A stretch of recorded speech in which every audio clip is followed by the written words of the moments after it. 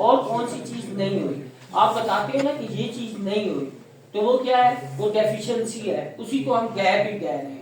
ठीक है, which mean कि आप गैप लिखोगे आइडेंटिफिकेशन ऑफ डेफिशिएंसी या इनकॉर्पोरेशन ऑफ डेफिशिएंसी। तीन लोगों ने रिसर्च की, तीनों के डिफरेंट रिजल्ट आए, हम कंक्लूड नहीं कर सकते कि क्या होता है फिनोमेना, तो इट्स मीन कि ये डेफिशिएंसी है।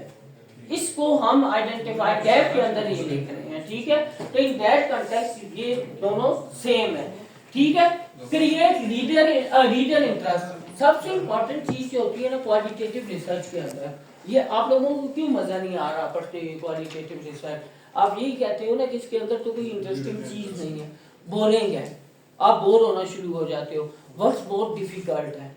ठीक है, जो एक्चुअल में जो ऑथर्स होते हैं ना, ये नॉवल लिखने वाले ज्यादातर, वो क्या कर रहे होते हैं, वो कोशिश ये करते हैं कि वर्ड्स ऐसे यूज किए जाए जो कि मुश्किल हो।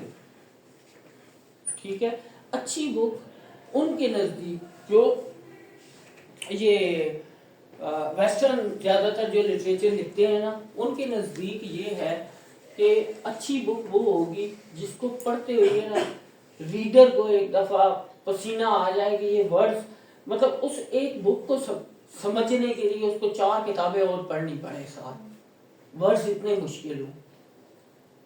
ठीक है, जो पाकिस्तान के अंदर भी कुछ है ना, मतलब अगर उर्दू नावल पढ़े है ना, किसी ने पढ़े, कौन किसको पढ़ा है? ये पढ़ा था, याद नहीं है वो बंदा किसका था नावल का, वो नावल याद नहीं है ना, संभव। अच्छा, तो फिर इंग्लिश पढ़ा हुआ है, इसका मतलब नावल ऐसे थे जिसने इम्पैक्ट ही क्रिएट नहीं किया, आप भूल ही गए, बहुत याद ही नहीं रहे, बहुत इंग्लिश में पढ़ा, वो नावल नहीं थे। अच्छा, इंग्लिश में पढ़े सादत हुसैन मंटो का पोवर्टी, सादत हुसैन मंटो को पढ़ा है। ठीक है, उसके अलावा सर खालिद हुसैनी को पढ़ा है। उनकी जो राइटिंग स्टाइल है वो कैसा है, मतलब इजी वे के अंदर लिखते हैं या कोई मुश्किल होता है? मंटो थोड़ा सा डिफरेंट था, मंटो डिफरेंट है, मंटो के थोड़े से मुश्किल होते हैं। उसके अलावा सर बेप्सी सिद्वा थी, उसको हमने रिसेंट में पढ़ा, और एक और वो तो अमेरिकन, उनका थोड़ा इन्फ्लुएंस था। हाँ, उनका इम्पैक्ट अमेरिकन पाकिस्तानी थी, मतलब सारी जिंदगी उधर रही है, तो उसमें थोड़ा बहुत पार्टीशन पे लिखा है। और एक दो और राइटर हैं, उनका नाम नहीं, और किसी ने किसको इंग्लिश नॉवेल्स के अंदर ही अगर बात की जाए तो उनकी रीडेबिलिटी क्या होती है?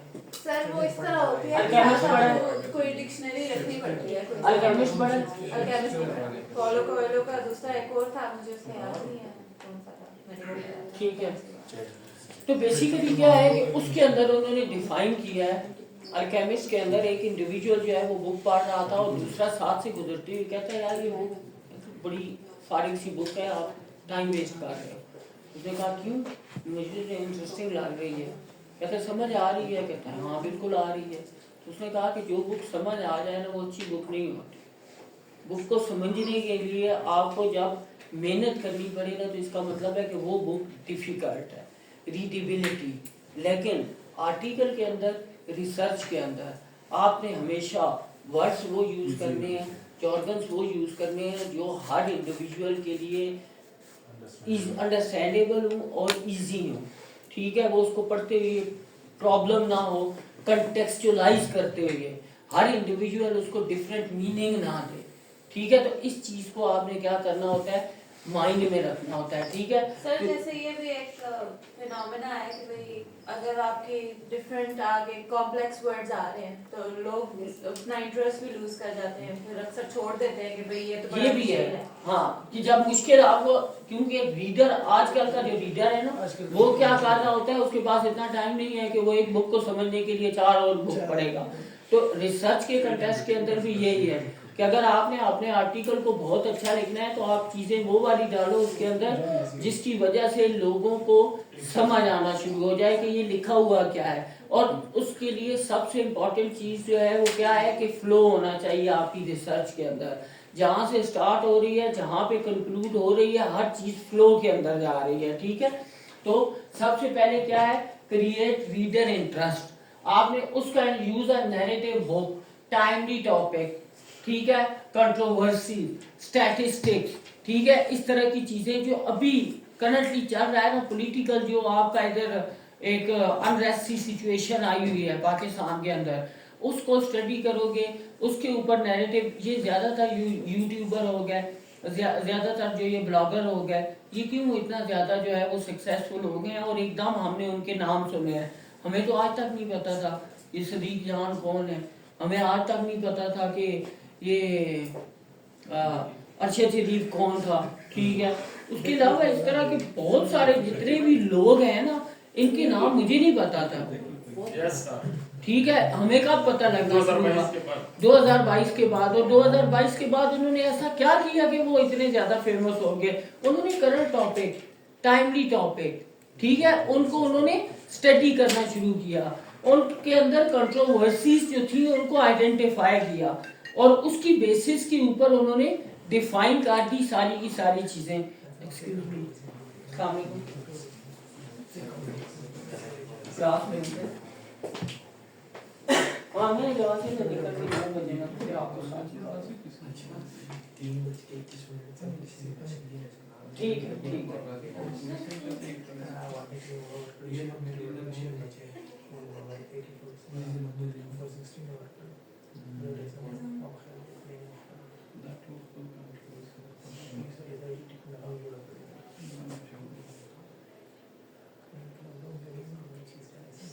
ठीक है। तो हम लोग आइडेंटिफाई करते हैं सबसे पहले create reader interest, use a narrative, hope, timely topic, controversies and statistics, then avoid quotes in the oblique sentence. आप अच्छा, कुछ रिसर्च ऐसी होती है जो स्टार्ट ही कोट इन कोट हो रही होती है और उसके आगे लिखा हुआ होता है कि, लेकिन वो इतनी इंटरेस्टिंग कोट होती है ना, या आपकी ज्यादातर जो क्वालिटेटिव रिसर्च होती है ना, उसके अंदर आप इंटरव्यूज कंडक्ट करते हो और इंटरव्यू को जब आप डिस्क्राइब कर रहे होते हो ना, तो वो आप कोट इन कोट करते हो, ठीक है, कि इस इंडिविजुअल ने ये कहा है।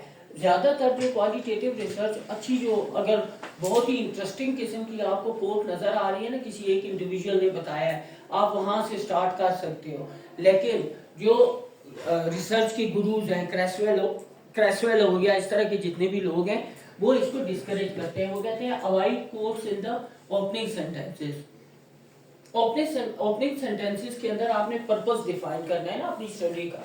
जब आप अपनी स्टडी का पर्पस डिफाइन करने जा रहे हो तो वहां पे ऐसी कोई चीज नहीं होनी चाहिए जो कोट इन कोट स्टार्ट हो। आपने अपना पर्पस जो है वो क्लियरली डिफाइन करना है, अपना ऑब्जेक्टिव स्टडी का क्लियरली कम्युनिकेट करना है रीडर के टुवर्ड्स।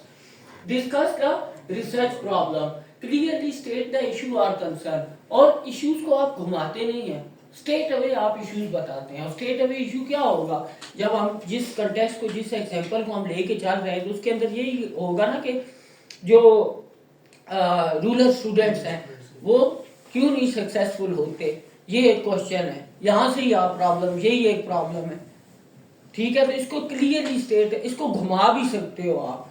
मैंने फलाने बंदे से पूछा, उसने ये कहा, उसने ये कहा, उसने ये कहा, तो उसकी बेसिस के ऊपर, या लिटरेचर के अंदर हमने जब बैकग्राउंड डिफाइन करते हैं तो आप बैकग्राउंड के अंदर बताना शुरू करते हो, ये हो रहा है आजकल, सक्सेस का ये मेजर है। सक्सेस को जब हम डिफाइन करने जाते हैं तो हम कहते हैं अगर एक इंडिविजुअल ये होगा, वो होगा, इस तरह करेगा, उस तरह करेगा, तो वो बहुत सक्सेसफुल होगा। ये सारी की सारी चीजें डिफाइन। लेकिन वो कह रहा है कि प्रॉब्लम को आपने क्या करना है, क्लियरली स्टेट करना है कि ये प्रॉब्लम है, ठीक है। Then frame it as an argument for the study importance. इसी को आप, इसी प्रॉब्लम को, इट्स मीन कि क्वालिटेटिव स्टडी के अंदर आपका जो प्रॉब्लम है वो सबसे मेन फोकस होना चाहिए। आप जब प्रॉब्लम को डिफाइन कर रहे हो, उसके साथ ऑब्जेक्टिव, पर्पस, क्वेश्चंस, हर चीज जो है वो प्रॉब्लम से ही निकल रही हो। तो इट्स मीन कि अब फ्लो कैसे बनेगा कि प्रॉब्लम बताई, प्रॉब्लम से आपने बताई कि उस प्रॉब्लम को सॉल्व करना कितना इंपॉर्टेंट है, ठीक है। ये क्या होगा, ये आपकी सिग्निफिकेंस हो जाएगी। आज से पहले इसको स्टार्ट क्यों नहीं किया गया? आप बताओगे कि ये चीज हुई थी, उन्होंने कोशिश की है लेकिन वो सक्सेसफुल नहीं हो सके इसको फुली कैप्चर करने में फिनोमेना को, तो हम इसको करना चाह रहे हैं। तो ये क्या है, ये आपकी सिग्निफिकेंस है, गैप है, ठीक है। आप गैप बता रहे हो और उसकी बेसिस के ऊपर सबसे इंपॉर्टेंट क्वेश्चन जो माइंड के अंदर अराइज होता है वो रिसर्च क्वेश्चन हो गया आपका। On the basis of this research question, the purpose of the study of is this, अब देखो पूरा फ्लो है ना, प्रॉब्लम, पर्पस, ऑब्जेक्टिव, क्वेश्चन, हर चीज जो है वो आपस में अलाइंड है और हर चीज उसी एक लाइन से एक्सट्रैक्ट होती जा रही है, ठीक है। क्वेश्चन, सब क्वेश्चन, देन सब क्वेश्चन, देन सब क्वेश्चन, ठीक है। और उसी के अंदर एक सिग्निफिकेंस भी, गैप भी, हर चीज आपकी वहीं पे डिफाइन होती जा रही है। तो आपने इस चीज को frame it as an argument for the study, importance for the next sentence, ठीक है। Significance of the study as well as for next sentence. सबसे पहले क्या होता है, सोर्सेज ऑफ रिसर्च प्रॉब्लम।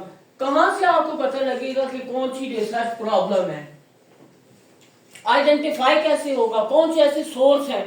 हम गैप का सोर्स तो कहते हैं ना कि लिटरेचर है, लिटरेचर डिफाइन कर रहा है, लेकिन प्रॉब्लम का सोर्स क्या है, पर्सनल एक्सपीरियंस हो सकता है।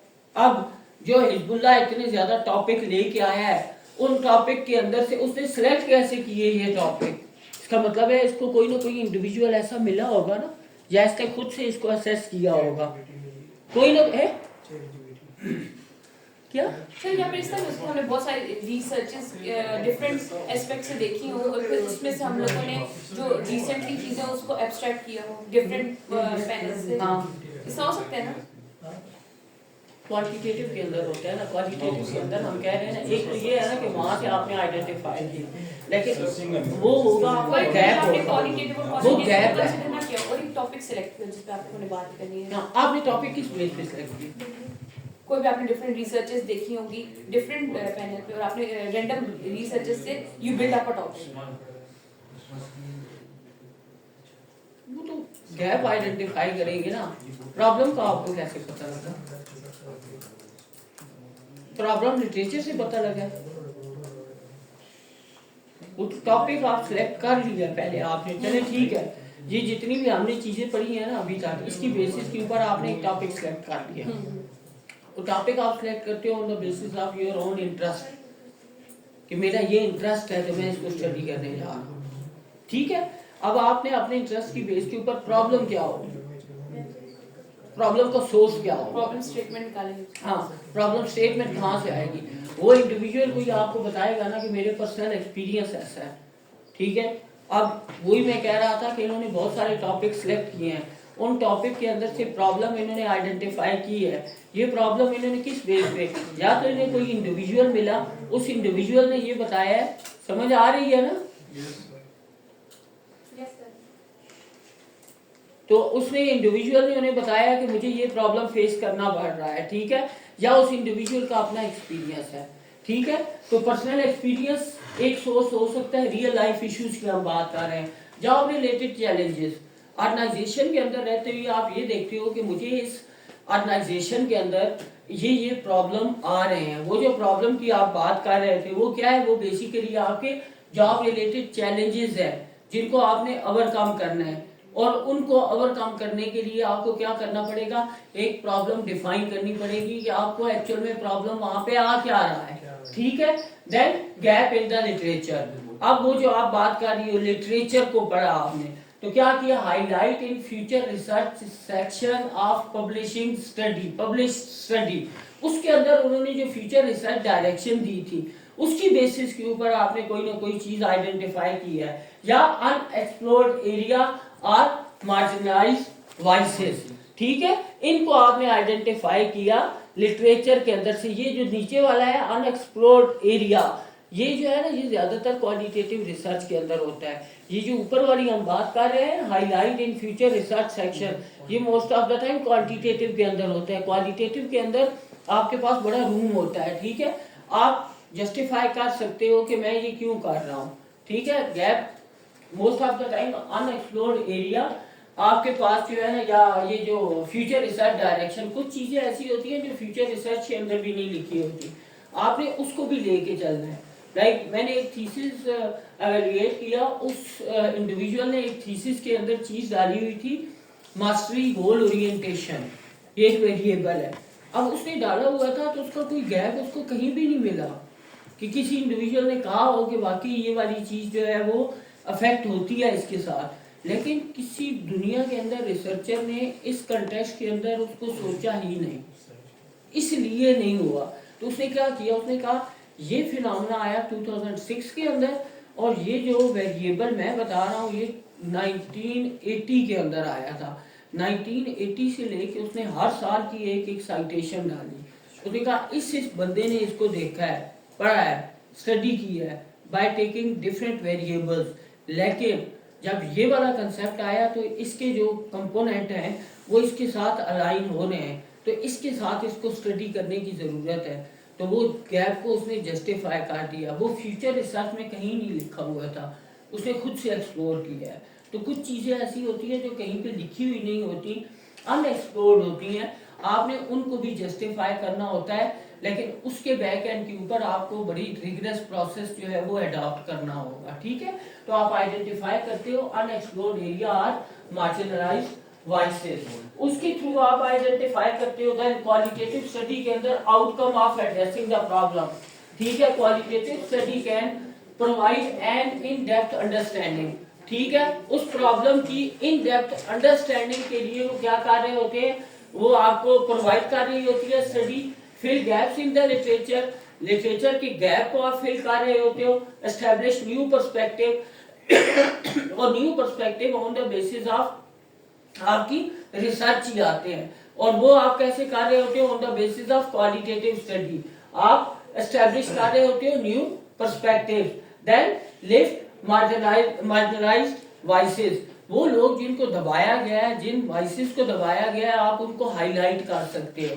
ये जो रूरल या अर्बन एरिया, रूरल एरियाज के स्टूडेंट्स की हम बात कर रहे हैं, उनकी वॉइसेस को कहीं ना कहीं जो है वो दबा दिया है, उनको वॉइस को जनरेट करना, एक्चुअल में लोगों तक उसका इम्पैक्ट पहुंचाना, ये किसका काम है, रिसर्चर का। Then lead to practical improvement, वो जो प्रैक्टिकल इम्प्लीकेशंस होती हैं, थ्योरेटिकल इम्प्लीकेशंस होती हैं, ये आप क्या कर रहे होते हो, ये आप सजेस्ट कर रहे होते हो, ये आपकी सजेशंस होती हैं, जिसकी बेसिस के ऊपर इंडिविजुअल जो कम्युनिटी है वो आपकी रिसर्च को यूज करते हुए डिफरेंट किस्म की पॉलिसीज और प्रोसीजर्स बना रही होती है कि इस इंडिविजुअल ने इस चीज को आइडेंटिफाई किया, प्रूव किया, तो हम क्या कर रहे हैं, इसको डिफाइन कर रहे हैं या फर्दर एक्सप्लोर करके फिनिश कर रहे हैं रिसर्च को। देन कंपोजिशन क्या होगी आपकी, कंपोजिंग अ क्वालिटेटिव इंट्रोडक्शन, आपका क्वालिटेटिव का इंट्रोडक्शन अब इन बेसिस के ऊपर जो हमने डिफाइन किया। Basically the objective of today's lecture is कि हमने अपनी स्टडी को स्टार्ट करना है, तो हमने कहा डिफरेंट किस्म के कंपोनेंट्स होते हैं, उन कंपोनेंट को डिस्कस करते हुए मैंने सबसे पहले पर्पस बताया, ऑब्जेक्टिव बताए, क्वेश्चंस बताया, आपको प्रॉब्लम बताई, गैप बताया, सिग्निफिकेंस बताई, ये सारी की सारी चीजें आपने कहाँ पे लिखनी है, इंट्रोडक्शन के अंदर। और साथ मैंने आपको ये बताया कि वो लिखनी कैसे है, रीडर को माइंड में रख के, कि रीडर को अंडरस्टैंडेबल हो कि आप क्या कम्युनिकेट करने जा रहे हैं, लॉजिकल फ्लो के अंदर होनी चाहिए आपकी सारी की सारी चीजें, इसको हमने डिस्कस किया। सो नाउ composing या integrating all these components in your introduction section। आप सही प्रॉपर स्टार्ट हुए हैं, तुम कहाँ चल दी, ठीक है। आप क्या कर रहे होते हो, कंपोजिंग अ क्वालिटेटिव इंट्रोडक्शन। आप कहते हो the intent of research problem in qualitative research is to provide a rationale or need for studying a particular issue or problem. This research problem discussion begins a qualitative study, but the actual research problem is framed within several other components in an opening paragraph in a good qualitative study. आपकी एक problem statement जो है वो उस एक component के अंदर आएगी, जो हेडिंग है प्रॉब्लम स्टेटमेंट की वो स्पेसिफिक होगी, लेकिन इसकी जो डिफरेंट किस्म की बेसिस है प्रॉब्लम की, कि ये चीज इंपॉर्टेंट क्यों है, बिहेवियर तो डिफरेंट किस्म के होते हैं इंडिविजुअल्स के within working setting, employ जब ऑर्गेनाइजेशन के अंदर होता है उसके डिफरेंट किस्म के बिहेवियर होते हैं। आप यही वाला बिहेवियर क्यों स्टडी करने जा रहे हैं, आपने इसी को प्रॉब्लम क्यों बनाया है, प्रॉब्लमेटिक तो सारे होते हैं, आप इसी की बात क्यों कर रहे हैं।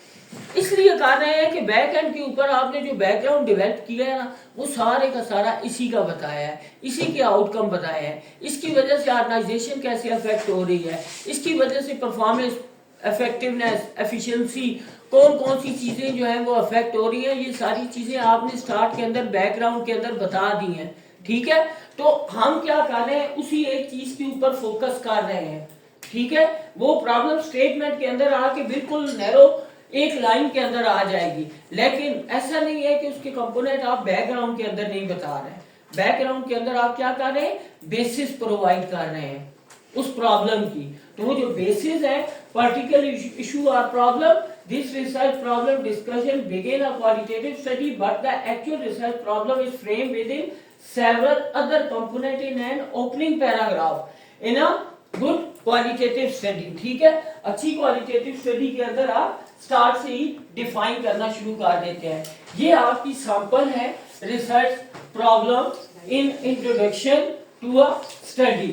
ठीक है, द रिसर्च प्रॉब्लम हम कह रहे हैं कि सबसे पहले टॉपिक क्या है हमारा, टॉपिक को आपने सिलेक्ट किया, exploring the conception and misconception of teen smoking in high school, a multiple case analysis। ठीक है, कि जो टीन एजर्स हैं वो स्मोकिंग करते हैं, उसका बेसिकली क्या किया गया है, उसके एक्सप्लोर किया गया है, उसकी कंसेप्शन एंड मिसकंसेप्शन, लोग उसको कैसे कंसेप्चुलाइज करते हैं या मिसकंसेप्शन उसकी बेसिस के ऊपर क्या डेवलप होती है। लाइक ज्यादातर ना स्मोकिंग, चलो टीन एजर्स जो है वो मेल तो यूज कर ही रहे होते हैं आजकल, मोस्ट ऑफ द टाइम आप देख रहे हैं फीमेल जो है वो स्मोकिंग बहुत ज्यादा कर रही होती हैं। ठीक है, तो हमारी जो है ना वो एचयूडी जो है ना वो जब भी देखती है तो वो लड़की सिगरेट पी रही थी, अच्छा उन्होंने 3-4 दफा ना इस चीज को यूज किया है। और मैं उधर गई, उधर देखा लड़की सिगरेट पी रही थी, मैंने कहा मैडम आप इतनी सरप्राइज क्यों होती है इस चीज पे कि लड़की सिगरेट पी रही है। तो इसमें कौन सी सिगरेट, अगर मेल पी रहा है ना तो उसके भी फेफड़े खराब होते हैं, और लड़की पी रही है तो उसके भी फेफड़े ही खराब होंगे, किरदार खराब नहीं होता। किरदार खराब नहीं होता। आप इतना सरप्राइज ना हुआ करें, सिर्फ सिगरेट कितने बार भी डालते गाँव के अंदर से ज्यादातर फीमेल जो है वो डाली होती है ना, पूरी औरतें तो सारी डालती हैं। हाँ, हुक्का भी चलता है। हुक्का भी फिर हम देखें गांव में पीते हैं तो फिर व्हाई नॉट शहर। अगर यहाँ पे मतलब शहर के अंदर कोई लड़की सिगरेट पी रही है, ठीक है, तो ये एक हम कंसेप्शन एंड मिसकंसेप्शन इसकी बेसिस के ऊपर ना, इसी को मैं उनको कह रहा था ना कि उससे भी उसके फेफड़े ही खराब होंगे, किरदार नहीं खराब हो जाता। ठीक है, तो ये चीजें आप जो क्या है कि एक उनकी कंसेप्शन है ना, कंसेप्चुलाइजेशन है, इवन वो उसको क्या करती है, एक्सेप्ट ही नहीं कर सकती कि यार कोई लड़की सिगरेट पी रही होती, इवन मेल, वो मेल को भी ना बहुत ज्यादा डिस्करेज कर रही होती है most of the time cigarette से ना। ठीक है, स्मोकिंग से। अब क्या है, exploring the conception and misconception of tin smoking in high school. ठीक है, हाई स्कूल के अंदर ये एक टॉपिक है, इससे रिलेटेड आप प्रॉब्लम कैसे, ठीक है, the research problem evidence from the literature